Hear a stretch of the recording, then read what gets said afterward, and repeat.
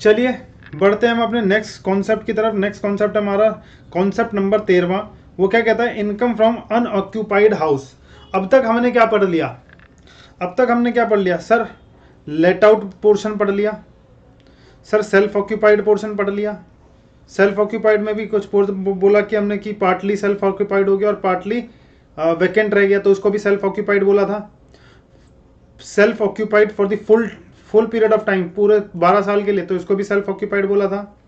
और लास्ट में एक और चीज बताई हमने हमने बोला कि सेल्फ ऑक्यूपाइड और पार्टली लेट आउट, तो इसको बोला था कि भैया ये लेट आउट नहीं माना जाएगा, नहीं सेल्फ ऑक्यूपाइड का बेनिफिट नहीं देंगे, उसमें ईआर पूरे फुल ईयर का, और यही इससे ऊपर वाला कॉन्सेप्ट ईआर पूरे पूरे साल का ईआर, और actual rent received whichever is higher वाला जो पोर्शन है वो वाला हो जाएगा। यही था। अब मैं बात कर रहा हूं यहां पर किस चीज की? Income from unoccupied house. Income from unoccupied house में क्या था? Where assessee has the house but it is unoccupied then it shall be treated as unoccupied sorry self occupied property. इसको भी सेल्फ ऑक्यूपाइड प्रॉपर्टी माना जाएगा। क्या बोला? छेनू का एक घर है दिल्ली में, ठीक है, बट छेनू ने ये घर ना तो इसमें खुद रहा, ना तो इसको लेट आउट किया, ना तो इसमें वो खुद रहा, ना तो उसने लेट आउट किया। वो चला गया अपना कहा सर? मुंबई में, क्योंकि मुंबई में उसकी जॉब है। मुंबई में ये रेंट पर रहने लग गया। एक रूम उसने रेंट पर लिया, खरीदा, दिया नहीं, खरीदा, वहां पर रेंट पे रह रहा है, जबकि इसका खुद का घर है। यहाँ पर जब खुद का घर है, लेकिन उसने पूरे के पूरे साल क्या किया है? अनऑक्यूपाइड, किसी भी पर्पस के लिए उसको ऑक्यूपाई नहीं किया गया है। किस लिए सर? उसको दो कंडीशन सेटिस्फाई करने की। प्रॉपर्टी इज नॉट ऑक्यूपाइड पूरे साल के लिए, and he is staying at other place or property which is not belonging to him due to his employment or business or profession. Note क्या बोल रहा है? An assessee cannot claim benefit under the head under section 23(2)(a as well as 23(2)(b at the same time. यानी कि उसने बोला कि assessee के पास बिजनेस एंड प्रोफेशन से रिलेटेड कोई काम नहीं किया होना चाहिए उसमें, ठीक है, और ना ही कुछ ही उसने सेल्फ ऑक्यूपाइड प्रॉपर्टी यानी खुद रहना नहीं चाहिए। वो बिजनेस एंड प्रोफेशन के लिए वो बाहर है, उसके बिजनेस एंड प्रोफेशन के लिए उसको बाहर रहना पड़ता है। क्या ना? Belonging to, not belonging to him due to his employment या फिर बिजनेस पर्पस के लिए, जो क्या बोल रहा है वो, या इस प्लेस पे नहीं रह रहा है और उसको यहां पर रहना है। तो फिर क्या होगा? इसको भी क्या मानेंगे? Self occupied property. इसको सेल्फ ऑक्यूपाइड प्रॉपर्टी मानेंगे तो क्या हो जाएगा? सीधा सीधा एनएवी निल हो जाएगा। अच्छा 24A तब तो खून में बस जाना चाहिए सर, ये भी निल। 24B सर इसमें लिमिट, इसमें अलाउ हो जाएगा, बट इसमें सर्टेन लिमिट 20-30 हजार या 2 लाख रुपए की लिमिट। अच्छा ये क्या है? इसने बोला कि can not claim the benefit of 23(2)(a और 23(2)(b in the same previous year. ऐसा नहीं कि वो एक घर के लिए बोले कि मैं भैया मैं कह रहा हूं कि in the same previous year में बोले कि एक प्रीवियस ईयर मान लो 20 और 21 चल रहा है, 20 और 21 में बोले कि एक घर मेरा क्या चीज है? सेल्फ ऑक्यूपाइड है, और एक घर मेरा अनऑक्यूपाइड है। ये अनऑक्यूपाइड वाला, ये सेल्फ ऑक्यूपाइड वाला, ऐसे दोनों चीजों के वो बेनिफिट नहीं ले सकता है। एक ही साल में वो बोलेगा नहीं ऐसा कि एक ही साल में मेरा जो ये घर है वो सेल्फ ऑक्यूपाइड भी है अनऑक्यूपाइड भी है, तो मेरे को 30-30 हजार की लिमिट दो बार दे दो। कहेगा नहीं, ऐसा नहीं, एक ही सेक्शन में बेनिफिट मिलेगा, ठीक है, एक ही सेक्शन में बेनिफिट मिलेगा। या तो 23(2)(a में सेल्फ ऑक्यूपाइड का बेनिफिट ले ले, या तो 23(2)(b में ले, ठीक है, benefit. An assessee can claim the benefit of 23(2)(b even though he has other house property। दूसरा हाउस प्रॉपर्टी भी हो उसके पास तो भी उससे कोई फर्क नहीं पड़ता है। देखो क्रक्स आ गया आपके सामने, यहाँ पे क्रक्स मैंने लिख रखा है आपके सामने। इसने बोला कि house property is self occupied for the full year, तो उसको सेल्फ ऑक्यूपाइड प्रॉपर्टी मान लेंगे, अकॉर्डिंगली ट्रीटमेंट करेंगे, ठीक है। फुल्ली अनऑक्यूपाइड है पूरे साल के लिए तो भी सेल्फ ऑक्यूपाइड मानेंगे। पार्टली सेल्फ ऑक्यूपाइड है, पार्टली वैकेंट है तो भी उसको सेल्फ ऑक्यूपाइड मानेंगे। पार्टली सेल्फ ऑक्यूपाइड है, पार्टली बिजनेस पर्पस के लिए यूज कर रखा है, तो जितना पोर्शन उसको बिजनेस प्रोफेशन के लिए यूज कर रखा है, मान लो एक में बिजनेस प्रोफेशन को खुद का बिजनेस प्रोफेशन कर रहा है और दूसरे में क्या कर रहा है? सेल्फ ऑक्यूपाइड है, तो सेल्फ ऑक्यूपाइड जितने पोर्शन पर सेल्फ ऑक्यूपाइड है तो उतने पोर्शन पर सेल्फ ऑक्यूपाइड प्रॉपर्टी बोलेंगे उसको। यानी self occupied is to the extent use for self occupation के लिए, एरिया वाइज और टाइम वाइज।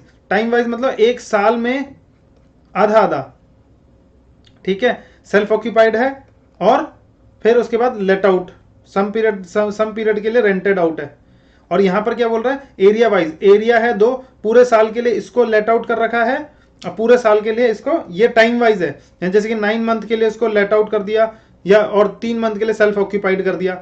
यहां पर क्या है, पूरे पूरे साल के डिवीजन हो गया प्रॉपर्टी का, ठीक है। उसने बोला कि भाई हाउस, जो यूनिट वाला कॉन्सेप्ट था, यूनिट वाला कॉन्सेप्ट याद आ रहा ना, हाँ एक हाउस है और 2 यूनिट है, और एक सेल्फ ऑक्यूपाइड है, दूसरा को रेंट आउट कर रखा है, तो कॉन्सेप्ट नंबर 10 की तरह हमें उसका सोल्यूशन निकालना है। ये भी या तो वो ऐसे दिया होगा या फिर वो परसेंटेज वाइज दिया होगा कि एक हाउस प्रॉपर्टी है, उसमें इतना % सेल्फ ऑक्यूपाइड है, इतना % उसमें लेट आउट है। अच्छा, टाइम वाइज में बोले तो कि self occupied is for some months, कुछ पीरियड ऑफ टाइम के लिए वो क्या है, सेल्फ ऑक्यूपाइड है, and rented out for some month. तो कॉन्सेप्ट नंबर 11 के हिसाब से उसको निकालना है उसका आंसर, यानी कॉन्सेप्ट नंबर 11 जो जीएबी वाला, जीएबी था ना ये फुल ईयर के लिए, इसको निकालेंगे, ये बिल्कुल ही आसान है, ठीक है। चलो, available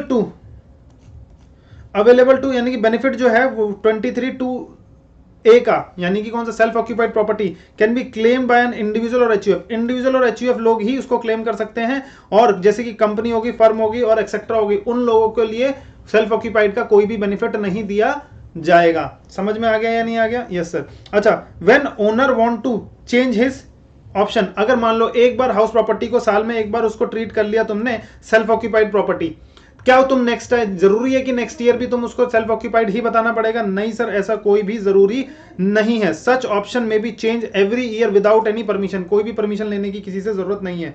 when owner occupies a house in some other capacity, दूसरी कैपेसिटी में अगर ओनर ने हाउस प्रॉपर्टी परचेज कर रखी है तो क्या होगा, when assessee occupies his house but not in the capacity as owner, then benefit under this section shall not be given, यानी कि कैन नॉट बी क्लेम्ड, वो नहीं क्लेम कर सकता। जैसे कि अब मैं बोलूं कि एक छेनू का एक घर है, इसने ये घर किसको रेंट पर दे दिया, अपने एम्प्लॉयर को जिसके पास वो काम करता है, और उसी से ही ये घर वापस ले लिया खुद के रहने के लिए। तो अब बताओ ये घर क्यों लिया, लेट आउट करने के लिए, जिससे ओनर ये दिखा सके कि मैंने इसको रेंट पे किया है, और ये अपना खर्चा जो है वो अपने बुक्स ऑफ अकाउंट में बुक कर सके। और ठीक है, उसने बस सिर्फ डॉक्यूमेंटेशन हुई है, सिर्फ डॉक्यूमेंटेशन, ठीक है, और इसके नाम पर वापस ले लिया उसने अपना घर, ठीक है ना। और लेकिन जो ये अब ओनर ने घर, इसी घर में रह रहा है वो ओनर, लेकिन कि वो ओनर की कैपेसिटी से रह रहा है या फिर वो एम्प्लॉयर ने उसको घर दिया है उसकी कैपेसिटी से रह रहा है? कह रहा है एम्प्लॉयर ने उसको घर दिया उसकी कैपेसिटी से, ओनर की कैपेसिटी से नहीं रह रहा है। तो जब ओनर की कैपेसिटी से नहीं रह रहा है तो इसको सेल्फ ऑक्यूपाइड प्रॉपर्टी नहीं मानेंगे। समझ में आया या नहीं आया? Yes sir. अच्छा सर, ये ऐसा क्यों करेंगे ये कि इसको लेट आउट पे दिया और उसी से कर लिया? अरे ताकि ये वाला बंदा दिखा सके कि मैंने इसका लेट आउट किया, यानी कि पैसा दे रहा हूं और ये खर्चा बुक कर सके, जबकि खर्चा देते नहीं है। ये एक टेक्निक होती है अपनी इनकम कम कराने की और एक्सपेंस को बढ़ाने की। समझ में आया या नहीं आया? Yes sir. तो उस ऐसे केस में बेनिफिट नहीं देंगे। When more than one house property used in a combined form में यूज हो रहा है, यानी कि क्या बोला, एक हाउस प्रॉपर्टी है, more than one house property है, एक कम, यहां से रास्ता निकाल दिया, यहां से रास्ता निकाल दिया, यहां से रास्ता निकाल दिया, तो इसको क्या बोलोगे?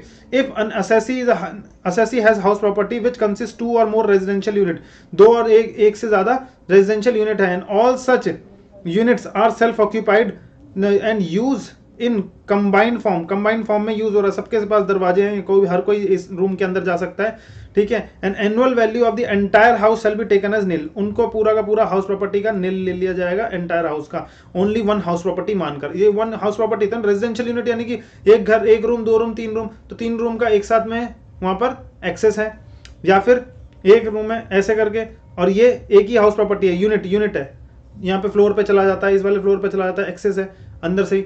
तो यानी कि क्या बोल रहे हैं कि इस हाउस प्रॉपर्टी का जो एनएवी होगा सीधा उस पूरे की पूरी हाउस प्रॉपर्टी का नील ले लिया जाएगा। बस ये क्लैरिफिकेशन थी, कुछ और कुछ नहीं है। समझ में आ गया?